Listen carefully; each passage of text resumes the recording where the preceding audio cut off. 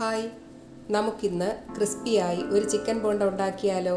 ഇതിനാവശ്യമായ സാധനങ്ങൾ: 2 മീഡിയം സവാള, 4 മീഡിയം ചിക്കൻ പീസ്, 1/4 ടീസ്പൂൺ മഞ്ഞൾപ്പൊടി, 1/2 ടീസ്പൂൺ മുളക് പൊടി, 1/2 ടീസ്പൂൺ കുരുമുളക് പൊടി, 1 ടീസ്പൂൺ പെരിഞ്ജീരകപ്പൊടി, 3/4 ടീസ്പൂൺ ഇഞ്ചി വെളുത്തുള്ളി പേസ്റ്റ്, ഉപ്പ്, എണ്ണ, ബ്രെഡ്, 2 വലിയ ഉരുളക്കിഴങ്ങ്.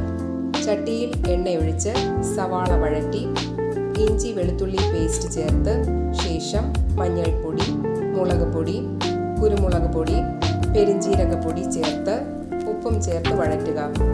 അതിനുശേഷം മല്ലിയിലയും ചിക്കനും ഉടച്ചു വച്ചിരിക്കുന്ന ഉരുളക്കിഴങ്ങും ചേർത്ത് ഫില്ലിംഗ് തയ്യാറാക്കുക.